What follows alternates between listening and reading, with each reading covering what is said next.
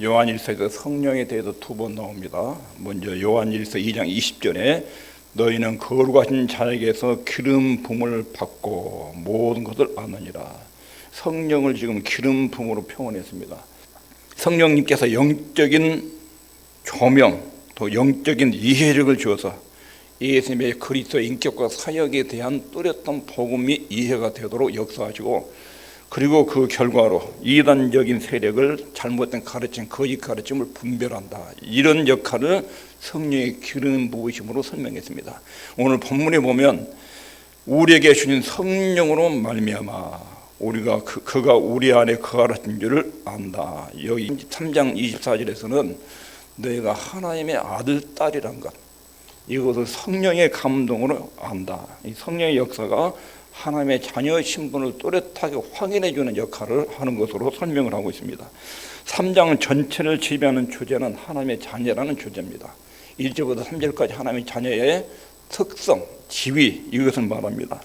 이것을 말한 이유는 지금 사도 요한이 1세기에 살고 있는 성도들한테 편지를 보는 것입니다. 그 성도들의 형편은 굉장한 핍박과 고통, 오해, 이런 것들 어려움에 처해 있습니다. 요즘 세상과 비슷합니다. 요한일서 5장 19절에 보면 또 아는 것은 우리는 하나님께 속하고 온 세상은 악한 자 안에 처한 것이며, 우리가 사는 세상은 우리만 사는 것이 아니라 악한 자의 세력들이 있다는 것입니다. 이 두 가지 세력이 충돌하는 가운데 심각한 영적인 전쟁성도 있습니다.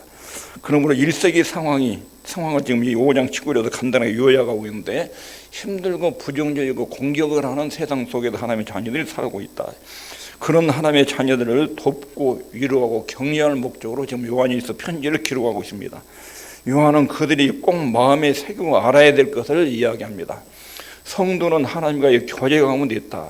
그리고 하나님과 동행하고 있다. 이 험난한 세상 속에서 치열한 영적인 전투를 치르고 있는데 그 가운데 하나님과 교제 속에 있다. 그리고 전능하신 하나님과 동행한다. 이 사실을 잊으면 여러분들은 낭망합니다 하는 내용입니다.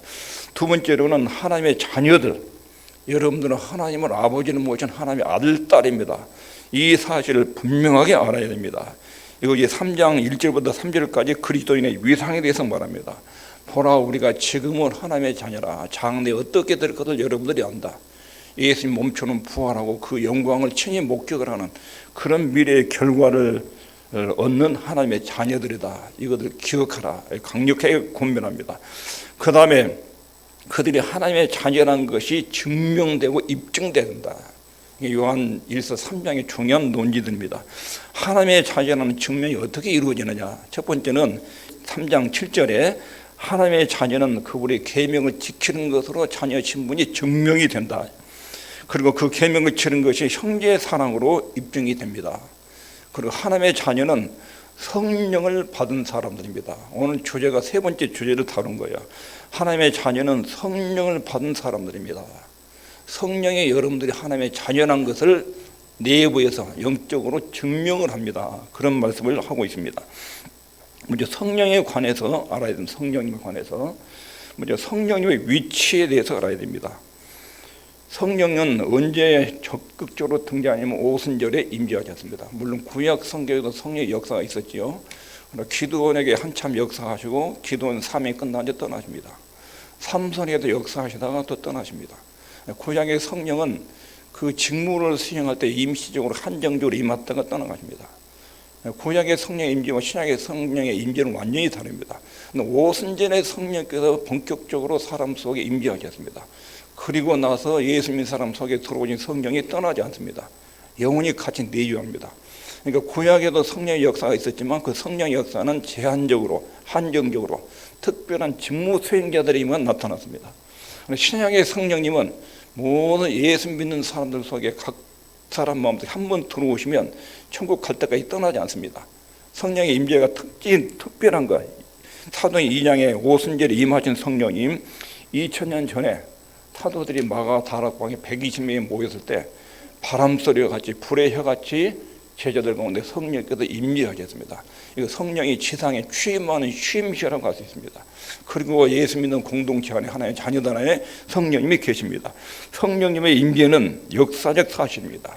성령의 임재자 그들이 각기 나라의 말로 방언이 터졌습니다. 이 사도행전 2장에 나온 방언은 고린도전서 10장에 나온 방언의 음성과 다릅니다. 사도행전 2장에 나온 방언은 외국어입니다. 외국어. 근데 외국어로 한마디 딱 사도행전이 방언하면 각 나라의 말로 듣는 사람이 들린 것입니다. 이 특이한 방언입니다. 그런 방언이 사도행전 2장에 있었습니다. 그리고 그 사도행전 성령이 강림하시죠. 제자들의 담력과 용기가 엄청난 소유로 바뀌었습니다. 예수님이 십자가에 돌아가신 뒤에 자기들도 잡혀줄 것 같아 무서워서 숨어서 도망다니는 제자들이 그때는 얼마나 담력이 생겼는지 성령이 임재한 게 완전히 다른 사람으로 바뀐 것입니다. 성령이 임재하신 것은 역사적 사건이다. 역사 속에도 분명하게 임재 사건이 있었다. 이것을 먼저 기억해야 됩니다. 이것이 사도행전 2장 오순절 성령 강림 사건입니다. 성령 강림은 역사의 큰 전환이었습니다. 하나님의 교회가 성령 강림으로 지상에 설립이 됐습니다. 그때부터 믿는 사람들에게 복음이 증거되면서 하나님의 교회가 지상에 자리를 잡기 시작한 것입니다. 그 다음에 오순절에 임하신 성령님, 그 다음 구원 계획에도 성령의 위치가 있습니다. 하나님의 구원 계획은 에덴 동산에서 인간이 죄로 무너질 때부터 구원 계획이 집행되기 시작합니다. 하나님의 구원 계획은 창세전에 세워졌지만 인간이 범죄한 뒤에 창세기 3장 15절에 선포가 됩니다. 그리고 구약 시대 내내 구원 계획이 진행이 됩니다.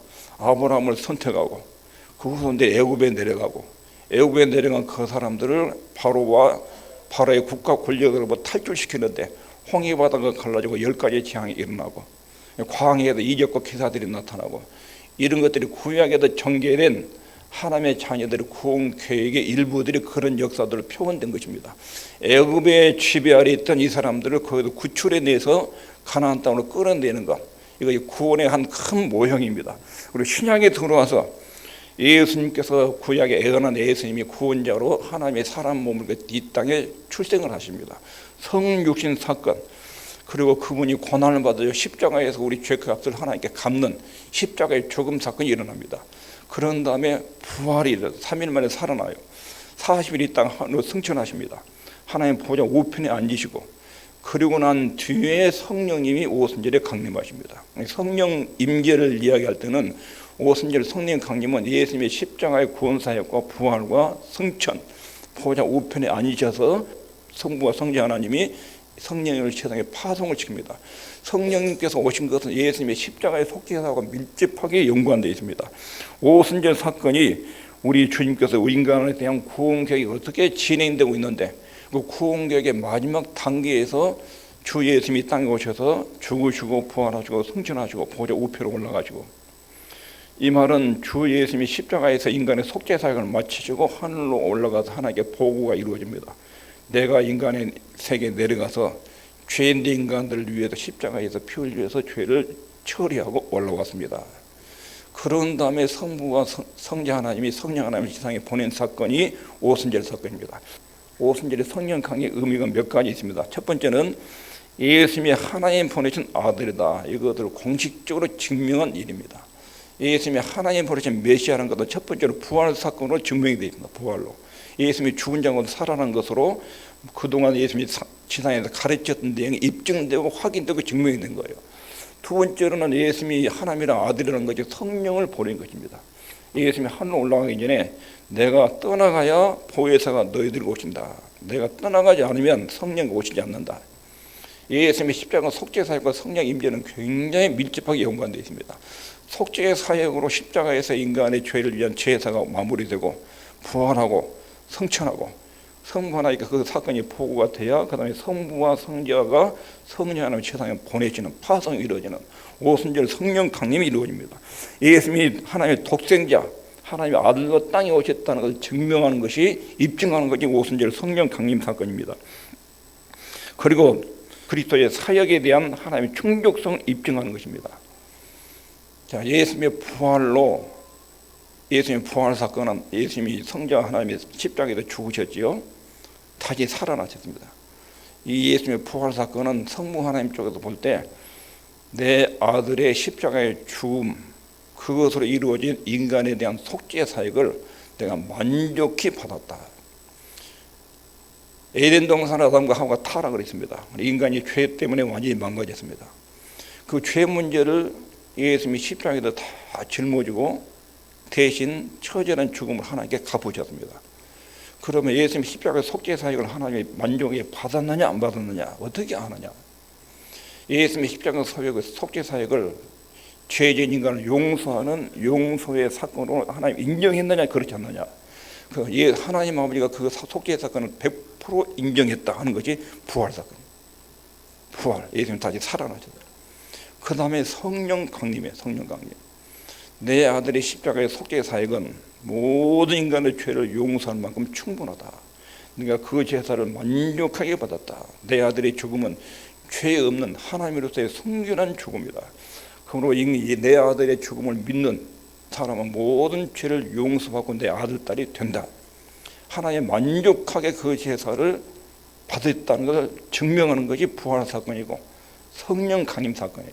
성령 강림 사건은 예수님의 십자가의 속죄 사역에 대한 하나님의 충족성 100% 200% 내가 만족하게 받았다. 내 아들의 속죄 사역은 일체 결함이 없다. 누구든지 전에 예수님을 부르면 용서를 받도록 내가 거기를 마련했다. 충족하게 받았다는 걸 입증하는 것이 부활과 성령 강림이에요. 성령 강림. 오순절의 성령 강림 이런 의미가 있어요. 그러지 않으면 성령님을 안 보내셔요. 예수님의 속죄 사역에 불충분하다, 결함이 있다, 내가 받을 수 없다. 부활도 이루어지지 않고 오순절에 성령님도 안 오셔요. 그런데 그 속죄 사역이 만족하게 이루어지기 때문에 그 속죄 사역을 사람들한테 설명하고 깨닫게 하고 믿게 하기 위해서 성령 하나님 오순절에 이 땅에 오신 것입니다. 성령 강림은 우리에게 구원을 전달하는 사건입니다. 성령님이 오셔서 예수님 안에서 어떻게 인간의 죄가 용서가 되는지 이걸 사람들한테 그 복음 내용을 전달하고 듣는 사람들의 속에 들어가서 성령이 죽은 영혼을 살려내가지고 하나님의 음성이 들리게 예수님이 십자가 속죄 사건이 믿으면 하나님의 자녀가 된다는 내용이 믿어지고 들리고 깨달아지도록 그 일을 성령이 하십니다. 성령의 감동이 없이는 예수 믿을 수 없습니다. 성령 받지 않고는 하나님의 자녀가 될 수가 없는 거예요. 성령의 역사가 없이는 죄인된 인간이 죽은 영혼이 하나님의 음성을 알아듣지 못합니다. 요한복음 16장 7절에 내가 떠나가는 것이 너에게 유익하다. 제자들은 예수님 떠나는 건 만류했어요. 우리가 같이 계셔야지. 떠나면 우리는 고아처럼 되는데 주님이 하신 말씀이 내가 너희를 고아처럼 버려두냐 한다. 내가 하늘로 떠나가면 보혜사 성령이 오신다. 내가 너희와 함께 있으면 항상 같이 돌아다니고 같이 움직여야 되지만 보혜사 성령이 있으면 눈에 안 보이는데 너희들이 어디를 가든지 그분이 같이 계신다. 그리고 보혜사 성령 안에 나도 너희들 속에 다시 온다. 이런 약속이 있어요. 우리 그 약속이 우리에게 얼마나 힘이 되는지 모릅니다. 옆 사람하고 인사합니다. 하나님이 나를 고아처럼 버려두지 않습니다.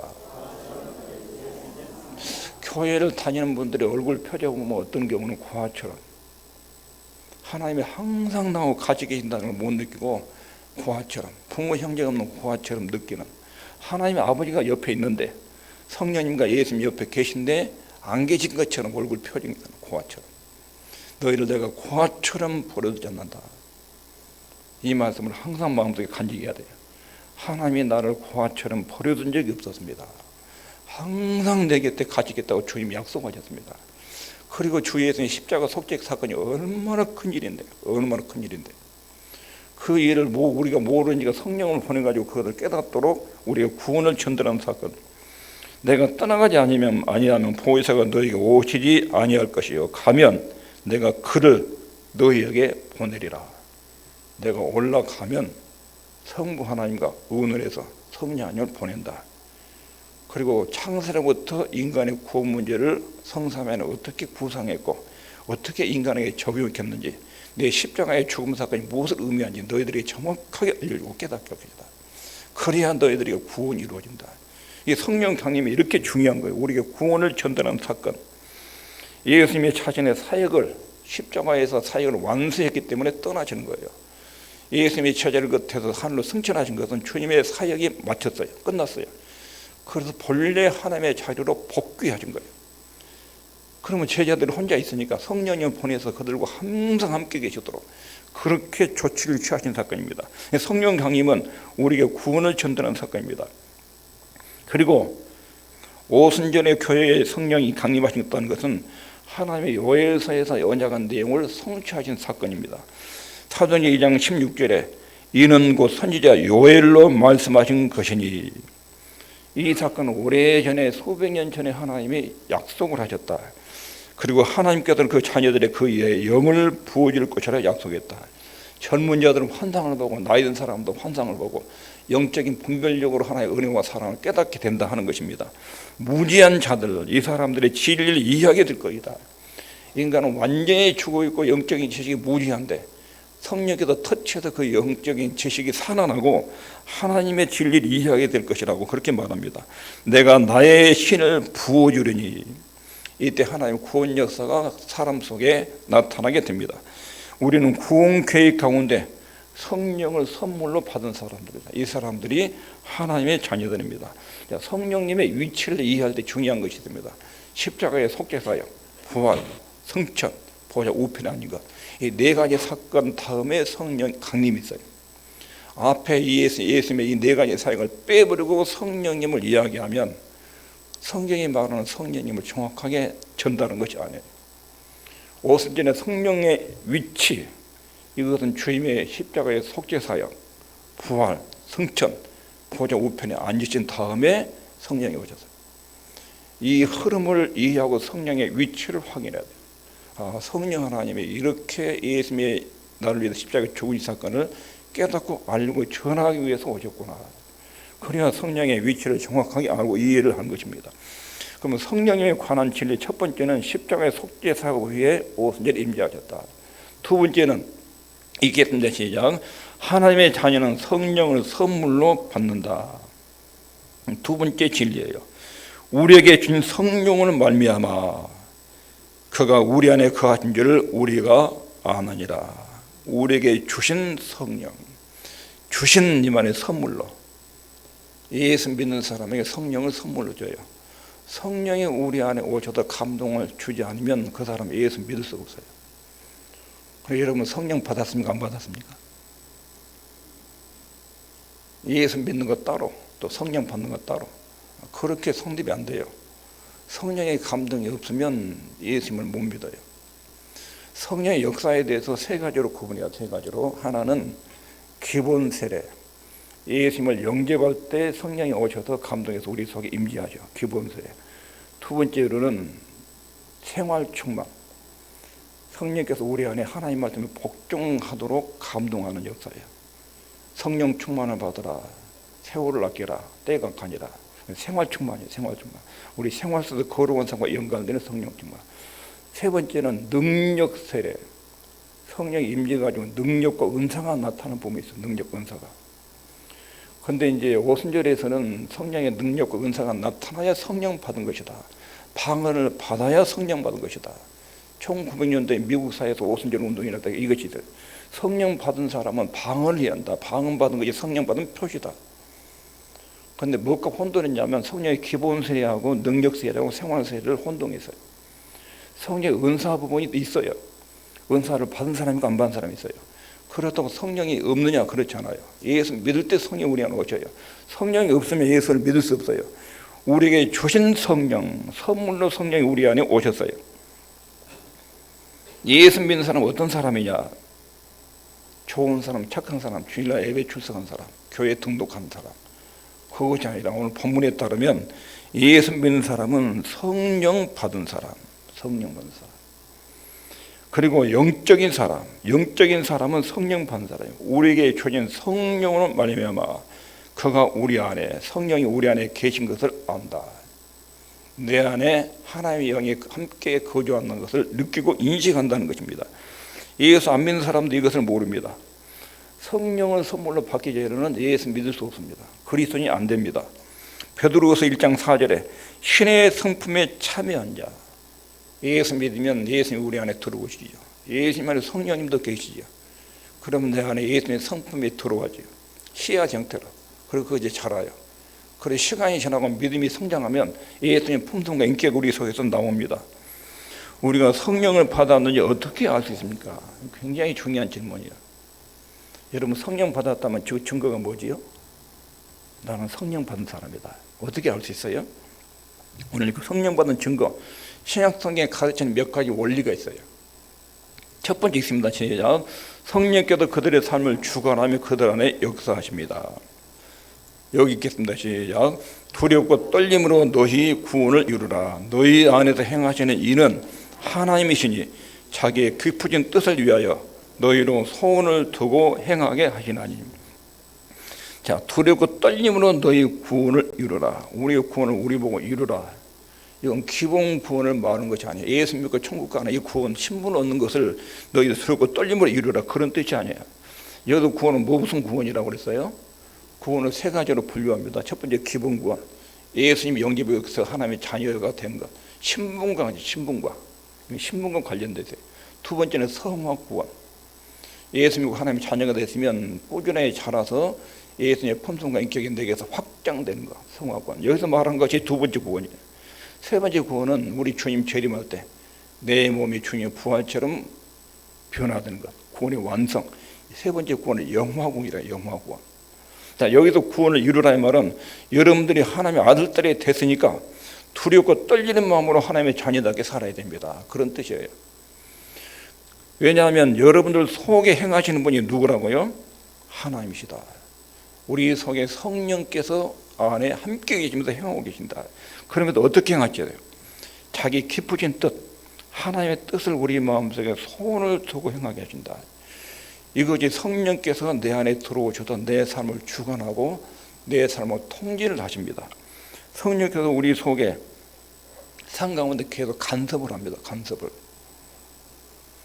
여러분들 죄를 지을 욕망을 가지고 죄에 대해 행동을 하면 성령께서 막 책망합니다. 너 그렇게 살면 안 돼, 안 돼. 그리고 사건도 터집니다.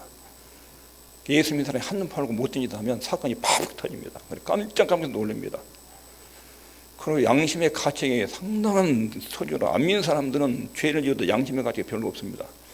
성령의 안에 있는 사람은 양심의 가책이 있으면서 간섭을 합니다. 생각이 틀리거나 하나님의 뜻에서 이탈되거나 삶의 방향이 그릇된 방향으로 흘러가면 계속 책망합니다. 옆에서 책망. 간섭하십니다. 삶을 주관하십니다. 그리고 하고 싶은 것을 무엇인가가 통제를 합니다. 하지 말아야 될 것을 하지 말도록 뭔가가 계속 방해를 하는, 내 안에 죄들의 행동을 하지 못하도록 방해하는 성령의 역사가 속에 있습니다. 그러나 하나님의 뜻대로 방향을 자꾸 깨닫고 너 이렇게 가야지, 이렇게 하지 않으면 안 된다, 이 길에서 벗어나면 너 맞는다, 이런 것도 속에서 느낍니다. 이것이 성령을 받은 증거입니다. 우리의 삶에 간섭하고 잘못된 것을 하지 못하도록 통제하는, 그것이 내 속에 있다, 그걸 인식하는 거예요. 그것이 있습니까, 여러분? 죄를 지어도 강박이 없어요. 바람 피우고 음행을 저지러도 사람들이 다 그렇게 하는데 뭐 잘못이냐? 아무도 못 보는데. 사기치고 그래도. 그런데 성령 받는 사람은 그걸 견딜 수가 없어요. 그런 실수가 일어날 수 있어요. 근데 회개하기 전에는, 돌이키기 전에 견딜지 못해요. 그런 성령 받은 증거가 우리 안에서 행하시는 하나님. 하나님을 기쁘시게 하는 일을 행하면 엄청나게 기쁘고 즐거워요. 좋아요. 죄된 생각이나 행동이 들어 막 괴로워요, 속에서. 이 성령이 행하시는 거예요. 우리 삶을 간섭하고 통제하는, 그리고 그 세력에서 내가 잡혀서 인도를 받고 있다, 이것을 인식을 하는 거예요. 이게 성령께서 우리 안에서 하시는 사역이에요. 이게 성령 받은 첫 번째 증거예요. 두 번째 있습니다. 시작. 영의 일에 관심을 갖기 시작합니다. 로마서 8장 5절 시작. 육신을 좇는 자는 육신의 일을, 영을 좇는 자는 영의 일을 생각하나니 대조하지요. 육신의 일과 영의 일, 육신을 따르는 것과 영을 따르는 일, 두 가지를 대조해요. 여기서 좇는 자, 이번에 추구한다. 육신을 추구하는 사람은 육신의 일을, 이 말이 무슨 말하냐면 항상 자기 영광에만 관심을 가지고 있어요. 삶을 추구하는 것이 항상 자기 잘 먹고 잘 사는, 재밌게 사는 영광만, 육신의 욕구만 추구해요. 하나님 안 믿는 사람의 성향이에요. 그런데 영을 좇는 사람, 여기서 영이라는 말은 육신의 원리는 죄의 욕망을 따르는 원리, 여기서 영을 좇는다 말은 진리를 따르는 원리, 죄의 욕망과 반대하는 거예요. 대조자에서 죄의 욕망을 따르는 원리, 이거 육신을 쫓는 사람, 성령 없는 사람이 이렇게 추구하고 항상 그걸 추구하고 우리 안에 성령이 있는 사람은 영의 일, 진리를 따르는 삶, 하나님의 뜻과 진리를 따르는 데 관심을 갖고 이것을 추구한다. 생각한다는 것은 삶의 원천이 생각으로서 나오는데 추구하는 거예요. 항상 이것을 추구해요. 마음으로 영의 일에 관심을 갖기 시작해요. 성령이 주도하는 삶의 방향과 생각이 있습니다. 하나님의 뜻이 내 인생을 전반적인 삶의 원리를 지배합니다. 그리고 성령의 주시는 생각과 열매가 있습니다. 하나님을 사랑하고 순종하는 데 관심을 기울입니다. 이것이 영의 일에 관심을 갖기 시작하는 거, 이것이 성령 받은 두 번째 증거입니다. 세 번째는 읽겠습니다. 시작. 죄에 대한 자각 증세. 성령이 우리 속이면 하나님이잖아요. 하나님 빛이요, 빛. 빛이 딱 들어오면 먼지까지 다 보여요. 죄에 대한 각성이 굉장히 민감해져요. 성경의 원리에서 이탈된 생각의 행동에 대해서 책망이 있어요. 그리고 자기 속에 죄의 본성을 인식을 합니다. 다른 사람이 막 문제가 보이죠. 뉴스에 나오는 사람, 인간이 어떻게 인간의 탈을 쓰고 죄를 쐈는가. 근데 그것이 자기 속에 딱 있어요. 자기 속에. 그래 그런 사람 욕하다 입이 딱 닫혀요. 저 사람이 잘못한 거 보니까 내 속에도 똑같은 근성이 들어있다. 돈에 대한 욕망, 명예에 대한 욕망, 성적에 대한 욕망, 교만, 위선, 쓰레기들이 엄청 우리 속에 들어있어요. 근데 이것을 성령의 능력으로 억제를 하고 살지요. 근데 어떤 순간 외부 환경하고 그 죄의 욕망을 딱 부딪히면 행동으로 터져 나와요. 다윗이 죄에 대한 심각한 자각증을 느꼈어요. 어린 나이에 사무엘로부터 성령의 기름을 받았어요. 지혜와 총명이 충만했습니다. 골리앗은 물리쳤어요. 사울이 자기를 죽이려 하던 것을 다 포용하고 사울을 능가하는 용서의 사람이 됐어요. 그리고 이스라엘 통일 왕이 됐어요. 내가 이 정도면 믿음 생활은 이제 성공들했다. 그 시점에 죄가 터져버려요. 죄가. 다윗이 엄청난 충격을 받아요. 어떻게 내가 어릴 때부터 어떻게 하나님을 섬겼는데, 어떻게 훈련을 받았는데 한순간에 간음과 살인과 거짓말이라는 죄가 터져볼 수 있느냐. 그러면서 자기 속에 있는 죄성을 보게 돼요. 죄성을. 어머니 뱃속에 태에서부터 나는 범죄 중에 잉태했습니다. 자기 죄성에 대한 자각증가 생겨요. 성령의 역사는 일어나면 내가 죄인이라는 걸 압니다. 그리고 내 속에 들어있는 죄의 성향을 압니다.